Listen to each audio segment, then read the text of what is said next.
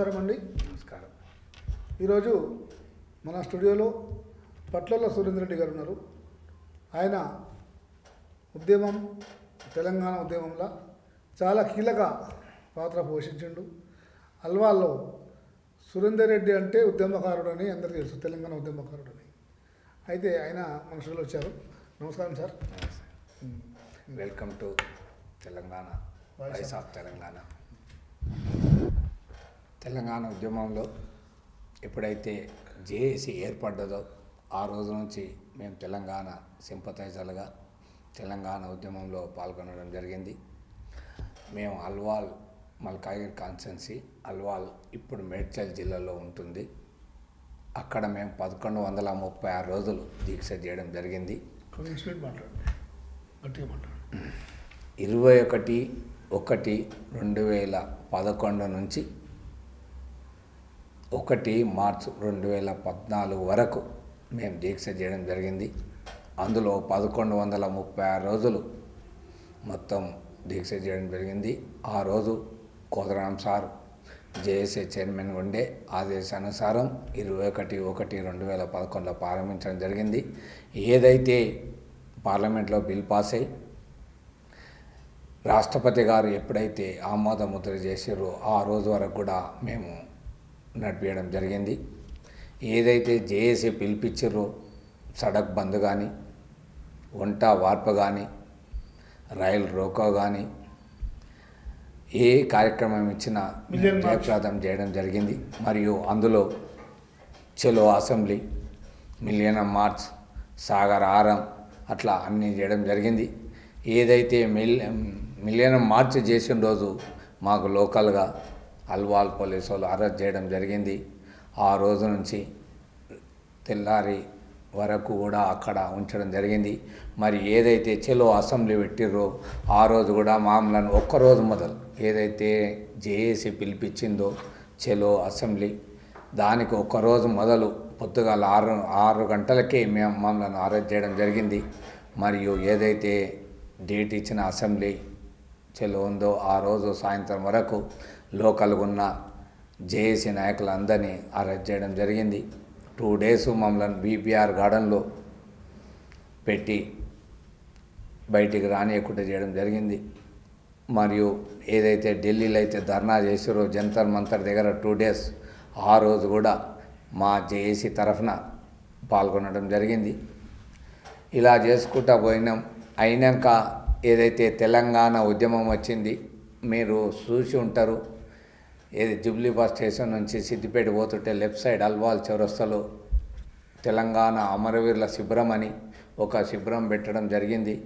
ఆ శిబిరంలోనే మేము దీక్ష చేయడం జరిగింది. ఇప్పటి వరకు కూడా అది కొనసాగుతుంది. మరియు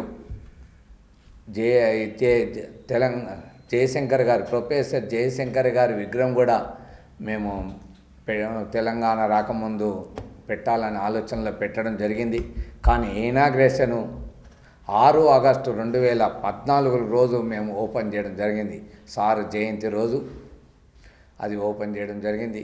దానికి కోదరాం సార్ కానీ, శ్రీనివాస్ గౌడ్ గారు కానీ, మరియు మిగతా అందరు జేఏసీ నాయకులు మల్లెపల్లి లక్ష్మయ్య సార్ కానీ, పిట్టల రవీంద్ర సార్ గారు కానీ, మిగతా ఏదైతే జేఏసీ వాళ్ళు ఉన్నారో ఆ జేఏసీ వాళ్ళు అందరూ వచ్చి ఆ రోజు ఓపెన్ చేయడం జరిగింది. ఆ తర్వాత ఇప్పటి వరకు కూడా మా జేఏసీ శిబిరం కొనసాగుతుంది. అక్కడ షెల్టర్ ఇచ్చినట్టు వెయిటింగ్ చేయడానికి కానీ, బస్సులో వచ్చి పోయేటోళ్ళకి కానీ, అక్కడ వెయిట్ చేసేటోళ్ళకి కానీ మిగతా కార్యక్రమాలని చేస్తారు. ఏదైతే ఇందిరా పార్క్ కాడ ఏదైతే ధర్నా చౌక్ ఉందో, ఇప్పుడు అన్ని పార్టీ వాళ్ళు కూడా మా దగ్గర పర్మిషన్ తీసుకొని అక్కడ ధర్నా చౌక్ నిర్వహించడం జరుగుతుంది. ఏదైతే దీక్షలు ఉన్నా, వేరే ఏ ప్రోగ్రాంలు ఉన్నా, 1 రోజు ప్రోగ్రాం కానీ, 2 రోజుల ప్రోగ్రాం కానీ, మిగతా అన్ని పార్టీలు, అన్ని సంఘాలు కూడా అక్కడ పెట్టడం జరిగింది. సమస్యలకు అక్కడ ధర్నా చౌక్ శిబిరం, అమరవీరుల శిబిరం చేయడం జరిగింది. ముఖ్యంగా అక్కడ కూడా మేము 2010లో చలివేంద్రం డ్రింకింగ్ వాటర్ శిబిరం పెట్టడం జరిగింది. 2010 నుంచి ఇప్పటి వరకు కూడా కంటిన్యూగా 24 అవర్స్ చలివేంద్రం పంచిపెట్టడం జరిగింది. అక్కడ లోకల్గా ఉన్న వాళ్ళకి కానీ, బస్సులో వచ్చిపోయేటోళ్ళకి కానీ, రహదారిలో పోయేటోళ్ళకి కానీ నీళ్ళ సౌకర్యం ఉంటుంది. ముఖ్యంగా ఏదైతే కరోనా టైంలో మా నీళ్ళ సౌకర్యము అన్ని బంద్ ఉన్న సందర్భంగా కూడా మాది నడిపించడం జరిగింది. దానివల్ల ప్రజలకు కొద్ది మేలు జరిగిందని చెప్పడం జరిగింది. అయితే ఇప్పుడు తెలంగాణ గవర్నమెంట్ వచ్చేసింది 14లో 14 వచ్చిన తర్వాత తెలంగాణ ఉద్యమకారుడు సీఎం అయ్యాడు. అయితే మీకు ఎప్పుడైనా కలిసిండే ఎవరైనా వచ్చి కలిసిరా మీకు ఇప్పటిదాకా ఎవరైనా పాలకులు? ఆ రోజు 14 తర్వాత ఏదైతే తెలంగాణ రాకముందు ఏదైతే అసెంబ్లీ ఎలక్షన్స్ కానీ పార్లమెంట్ ఎలక్షన్స్ జరిగినాయి, ఆ రోజు తెలంగాణ వ్యతిరేకులకు అంటే మా దగ్గర కనకారెడ్డి ఎమ్మెల్యే గారు కానీ, మరి ఎంపీ మైనంపల్లి హనుమంతరావు గారికి ఎంపీ టికెట్ మల్కాజ్ టికెట్ ఇవ్వడం జరిగింది. వాళ్ళిద్దరూ తెలంగాణకు వ్యతిరేకంగా కనకారెడ్డి గారు మామూలుగా ఉండే కానీ హనుమంతరావు గారు అయితే తెలంగాణ వ్యతిరేకం చేసి మా దగ్గర కల్లాలు చేయడం జరిగింది. ఎవరైతే జై తెలంగాణ అంటే మల్కాయిలో కొంతమందిని వాళ్ళ సింపథైజర్లు కొట్టడం కూడా జరిగింది. వాళ్ళకే ఎంపీ టికెట్ మరియు ఎమ్మెల్యే టికెట్ ఇవ్వడం జరిగింది. మరియు ఎంపీ ఓడిపోవడం జరిగింది. ఆ రోజు ఏదైతే తెలుగుదేశం నుంచి మల్లారెడ్డి గారు గెలవడం ఎంపీగా, మరి ఆ రోజు నుంచి ఈ రోజు వరకు తెలంగాణ ఉద్యమకారులను ఎవరైతే ఉద్యమకారులు జేఏసీలో ఉన్నారో వాళ్ళను ఏమాత్రం కనకరించలేదు. ఏదైతే టీఆర్ఎస్ పార్టీ 2001 నుంచి ఉన్న ఉద్యమకారులు అందరూ ఆ పార్టీలో మర్జ్ కావడం, పార్టీలో చేరడం జరిగింది. కానీ వాళ్ళకు కానీ వీళ్ళకు కానీ ఎప్పుడు కానీ ఉద్యమకారుల మాట కానీ, ఉద్యమకారులకు సన్మానం కానీ, ఉద్యమకారులకు ఏదో చేద్దామనే ఆలోచన ఏ ఎమ్మెల్యే కానీ, ఏ ఎంపీ కానీ, ఏ మినిస్టర్ కానీ గవర్నమెంట్కి లేకుండే. ఆ సందర్భంగా రెండోసారి గవర్నమెంట్ వచ్చింది 19లో వచ్చింది. ఆ 19లో మేము తెలంగాణ ఉద్యమకాల ఫోరం డాక్టర్ సీమ శ్రీనివాస్ గారి ఆధ్వర్యంలో తెలంగాణ ఉద్యమకాల ఫోరం సెప్టెంబర్ 17 రోజు ప్రారంభించడం జరిగింది. ఆ రోజు నుంచి మేము చాలామందిని కలవడానికి ప్రయత్నం చేసినాం. సీఎం కేసీఆర్ని కానీ, కేటీఆర్ గారిని, కవిత గారిని, హరీష్ రావు గారిని ఎవ్వరు కలవలేని పరిస్థితిలో ఉంది, కల్పించే పరిస్థితిలో లేదు. ఎప్పుడైతే మేము వినోద్ కుమార్ కవినార్ ఎంపీ గారి దగ్గర పోయినాం, ఆ ఒక్క మాట ఇడ్సేయి, మిగతాది ఏమైనా కావాలంటే నేను ఉద్యమకాలకు చేస్తాను, 119 మంది ఎమ్మెల్యేలకు ఏదైనా కావాలంటే మీకు ఉద్యమకాలకు నేను చెప్తా అన్నాడు. కానీ ఉద్యమకారుల బెనిఫిట్లు కానీ ఏదైతే స్వతంత్ర సమరయోధులకు పెడదామనే ఆలోచన, ఏదైతే బెనిఫిట్లు ఇచ్చినాయో అవి చేద్దామనే ఆలోచన లేకుండే మేము అప్పుడు ఉద్యమకారులైన శ్రీనివాస్ గౌడును మరియు పద్మారావు గారిని ఇట్లా టీఆర్ఎస్లో ఉన్న మేధావులందరినీ ఇంపార్టెన్స్ వ్యక్తులను ఉద్యమకాలను కలవడం జరిగింది. సార్ ఆ ఒక్క మాట తప్ప మిగతాది ఏదన్నా మాట్లాడండి, ఆలోచన చేద్దామనే ఆలోచనలు ఉన్నారు. ఆ టైంలో తెలంగాణ ఉద్యమకాల ఫోరం పెట్టి మాకు ఖచ్చితంగా ఈ స్వతంత్ర సమరయోధులకు ఇచ్చినట్టు మాకు కూడా బెనిఫిట్ ఇవ్వాలనే ఆలోచనతో పెట్టడం జరిగింది. ఆ పీరియడ్ అయిపోయింది, మళ్ళా ఎలక్షన్ వచ్చింది. అప్పుడు మేము పిసిసి అధ్యక్షుడు రేవంత్ రెడ్డి గారు ఉంటే మేము కలవడం జరిగింది. ఎంపీ మల్కాజ్గిరి ఎంపీ ఉండే కలవడం జరిగింది 2-3 సార్లు. అతను అన్నాడు, కేసులు వేయాలంటే ఖర్చులన్నీ పెట్టుకుంటా, అడ్వకేట్ పెట్టుకుంటా వేద్దామంటే మేమేమన్నామంటే మనం గవర్నమెంట్ బెనిఫిట్ ఇస్తుంది కాబట్టి గవర్నమెంట్తో కొట్లాట ఎందుకు అనే ఆలోచన ఉన్నది. అప్పుడు అతను ఏమన్నాడంటే, ఏమన్నా ఛాన్స్ ఉన్నాయి నేను పార్లమెంట్లో మాట్లాడతా, లేని పక్షంలో మా మేనిఫెస్టోలో పెడతా, మా గవర్నమెంట్ వస్తే మేము చేస్తా అనే ఆలోచనలో అతను చెప్పడం జరిగింది. ఎప్పుడైతే ఎలక్షన్ నోటిఫికేషన్ వచ్చిందో అన్ని పార్టీలు ఏదైతే మేనిఫెస్టోలో విడుదల చేయాలనే ఆలోచనలు ఉన్నప్పుడు మేము అన్ని పార్టీలకు, బీజేపీ పార్టీ కానీ, సిపిఐ కానీ, సిపిఎం కానీ మరియు బీఆర్ఎస్ పార్టీకి, కాంగ్రెస్ పార్టీకి వేయడం జరిగింది. ఏ పార్టీ కానీ పెట్టలే. కానీ కాంగ్రెస్ పార్టీ ఒక్కటి ఉద్యమకాలకు మేలు చేస్తామనే మేనిఫెస్టోలో పెట్టడం జరిగింది. దాని సందర్భంగా మేము తెలంగాణ ఉద్యమకాల ఫోరం మొన్న 23 ఎలక్షన్లో కాంగ్రెస్ సపోర్ట్ చేయడం జరిగింది. గవర్నమెంట్ కూడా వచ్చింది. అప్పటి నుంచి ఇప్పటి వరకు కూడా ఏదైతే మేనిఫెస్టోలో పెట్టిరో ప్రజాపాలనలో అప్లికేషన్ తీసుకున్న రోజు ఒక కాలం పెట్టడం జరిగింది. 25,000 పింఛని మరియు 250 గజాలు. కానీ కండిషన్ ఏం పెట్టిందంటే అందులో ఎవరైతే జైలు పోయారో ఏ జైలు ఏ డేటు నుంచి ఏ డేటు ఎన్ని రోజులు పోయారు ఎన్నిసార్లు పోయారు అనేది ఒక కాలం. రెండో కాలం ఏదైతే అమరవీరులు చనిపోయారో వాళ్ళది ఇవ్వడం జరిగింది. ఆ రోజు మేమేమంటున్నామంటే అట్లా కాదు, ఆ రోజు పోలీసు వాళ్ళతో అండర్స్టాండింగ్ అయి ఉద్యమం నడవాలని, జైలు కానీ ఎఫ్ఐఆర్ లేకుండా ఉద్యమకారులు చాలామంది ఉన్నారు, దానివల్ల నష్టం జరుగుతుంది, దాన్ని కూడా మీరు ఏదన్నా బేస్ పెట్టి ఎట్లా సెలక్షన్ చేయాలనే ఆలోచనలో పెట్టాలని మేము ఆ రోజు నుంచి ఈ రోజు దాకా మాట్లాడడం జరిగింది. మేము 5-6 సార్లు పొన్నం ప్రభాకర్ సార్ను మరియు శ్రీధర్ సార్ను కలవడం జరిగింది. మిగతా కోదనం సార్ను కూడా చాలా రోజుల్లో నుంచి కలవడం జరిగింది. మేమేమంటున్నామంటే 5 ఇయర్స్లో 2 ఇయర్స్ జరిగిపోయింది, ఇంకా 3 ఇయర్స్ ఉంది. లాస్ట్ 6 మంత్స్ కానీ 1 ఇయర్ కానీ ఎలక్షన్లో టెక్నికల్గా ఉంటారు. మాకు 2 ఇయర్స్ టైం ఉంది. ఒక కమిటీని వేయాలి.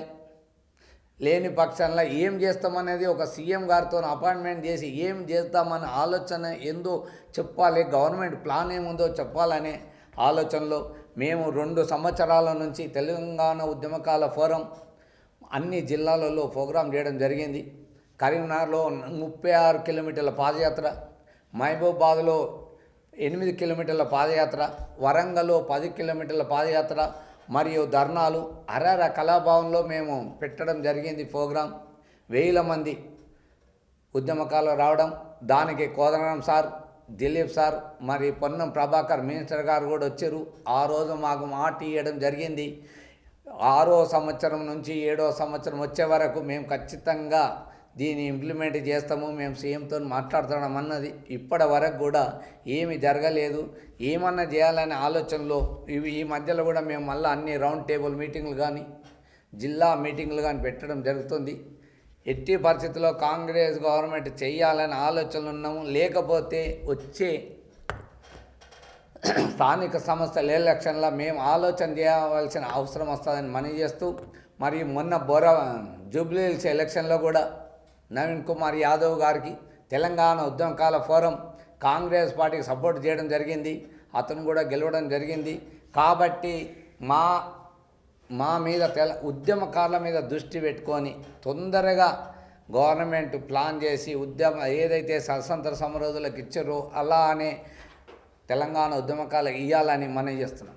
గుర్తింపు కార్డు ఒకటి, అలాంటి గుర్తింపు కార్డు, 2 పింఛని, ఏదైతే 250 గజాలు అన్నారో అది, మరియు bus pass, Aarogyasri, railway pass, ఏదైతే స్వతంత్ర సమరయోధులకు ఇచ్చినవన్నీ బెనిఫిట్ ఇవ్వాలని మనం చేస్తున్నాం. అది ఇప్పటిదాకా మళ్ళీ ఏం జరగలేదు. ఇప్పటివరకు ఏం జరగలేదు. ఆయన కేసీఆర్ ఏం చెప్తాడంటే ఉద్యమకారులకు అసలు ఉద్యమం వల్ల రానేలేదు తెలంగాణ, నా వల్లనే వచ్చింది తెలంగాణ. నేను పులి నోట్లా చేయబెట్టిన, కాలు పెట్టినా, తలకాయ పెట్టినా, నేను చేయబెట్టినా, కాలు పెట్టినా, తలకాయ పెట్టినా, పులి నోట్లకి తీసుకొచ్చిన నేను తెలంగాణ. ఉపాధ్యాయులు లేరు, ఉద్యోగ సంఘాలు లేరు, అదే కుల సంఘాలు లేరు, ఏ సంఘం లేదు. నేను ఒక్కొని ఇట్లా పోయినా పులి నోట్ల తలకాయ పెట్టినా, కాలు పెట్టినా ఆ తెలంగాణ తీసుకొచ్చిన ఎట్లున్నారు. అదేమైనా ఏదైతే ఆయన కరీంనగర్లో నిరాహార దీక్ష చేస్తా అన్నప్పుడు అతను అరెస్ట్ చేసి ఖమ్మం తీసుకుపోవడం జరిగింది. అక్కడ హాస్పిటల్లో దీక్ష చేస్తా అని భయపట్టి దీక్ష విరమణ కూడా జరిగింది. ఆ రోజు ఉస్మాన్ యూనివర్సిటీలో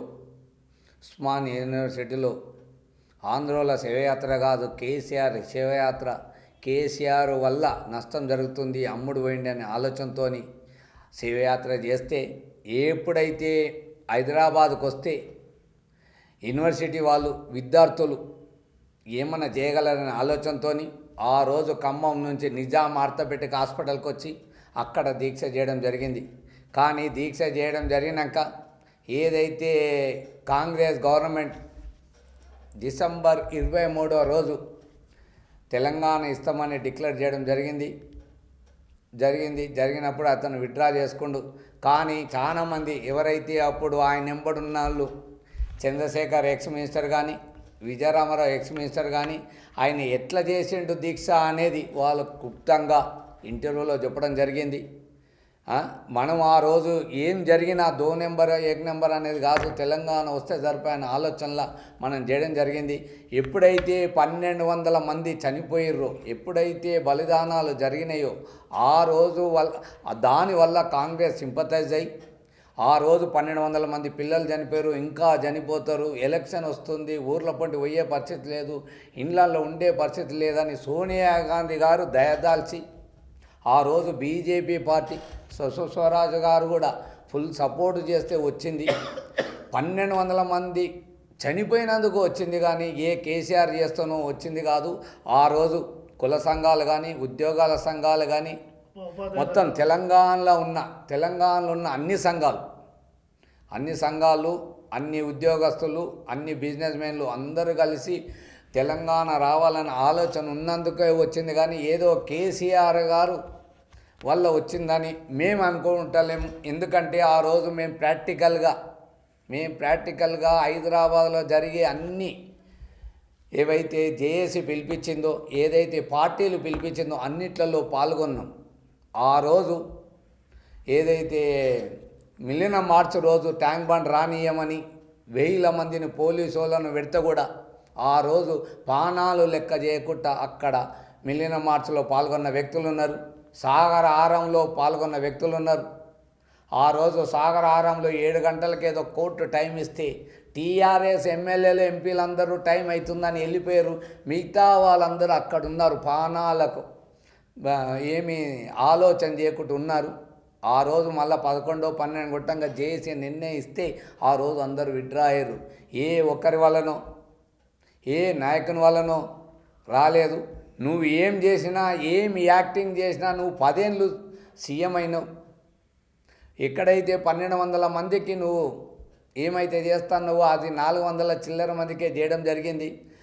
అప్పటి నుంచి జయశంకర్ గారిని జీరో చేయడం, ఎవరైతే ఉద్యమకారులను అందరినీ జీరో చేయడం జరిగింది.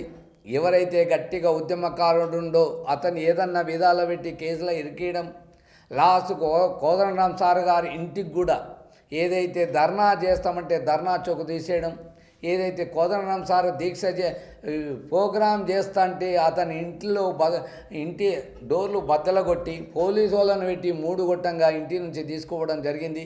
అట్లా ఏదైతే ఉద్యమకాలను అరాచకంగా నేను ఒక్కనే చేసినా మీరంతా చేయలేరనే ఆలోచనతో ఈ స్టేజ్కి తేవడం జరిగింది.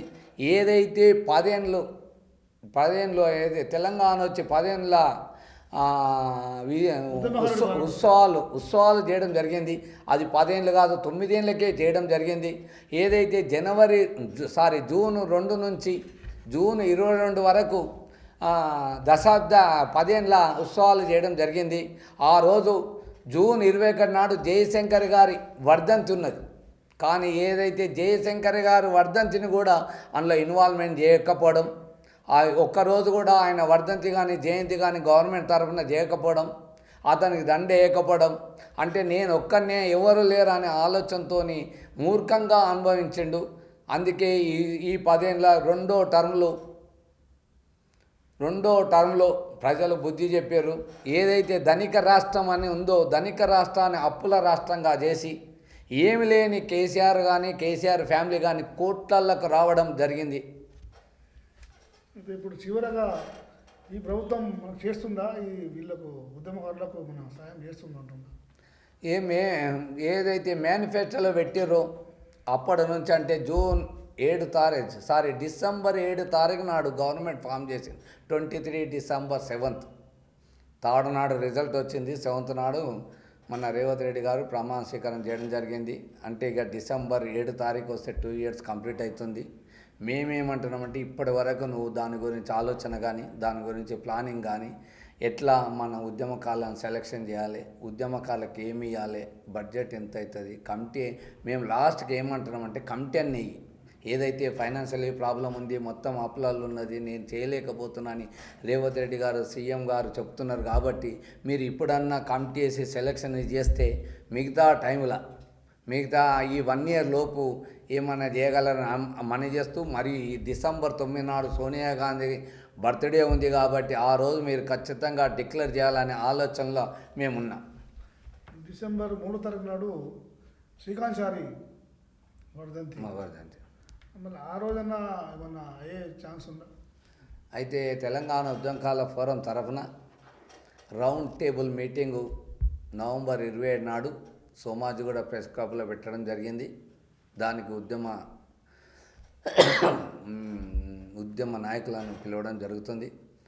ఏదైతే డిసెంబర్ 3 శ్రీకాంత్ చారి వర్ధంతి అంటారో ఆ రోజు ఉప్పల్ నుంచి అంబేద్కర్ విగ్రహం, ఉప్పల్ చౌరస్తాల అంబేద్కర్ విగ్రహం నుంచి ఎల్బీ నగర్ దగ్గర ఉన్న శ్రీకాంత్ చారి వరకు పాదయాత్ర పెట్టాలని, మరియు అంతగా మొదలు అంటే ఈరోజు రేపటి నుంచి మేము ఎమ్మెల్యేలకు, మినిస్టర్లకు, ఉద్యమకారులు బెనిఫిట్ చేయాలని లెటర్లు ఇవ్వడం జరిగింది. ఈ మధ్యలో ఏమైందంటే సమన్వయ కమిటీ అని కోదరాం సారు హెడ్గా పెట్టి ఏదైతే ఉద్యమకారులు యూనియన్ ఉన్నాయో, ఏవి తెలంగాణ ఉద్యమకాల ఫోరం అని, జేఏసీ ఉద్యమకారులు అని, ఇట్లా కొన్ని సంస్థలు ఉన్నాయి. అన్ని సంస్థలు సంఘాలు, ఆ సంఘాలంతా ఒకటి చేసి మనం కొట్లాడదామనే ఆలోచన ఉన్నాం. ఆ రోజు సార్ గారు ఏం చెప్పారంటే డిసెంబర్ 9 వరకు మనకు డిక్లేర్ చేయాలని ఆలోచన ఉన్నాం. లేని పక్షంలో ఏం చేద్దామనేది సమన్వయ కమిటీ మీటింగ్ పెట్టి ఆలోచన చేద్దామని చెప్పడం జరిగింది.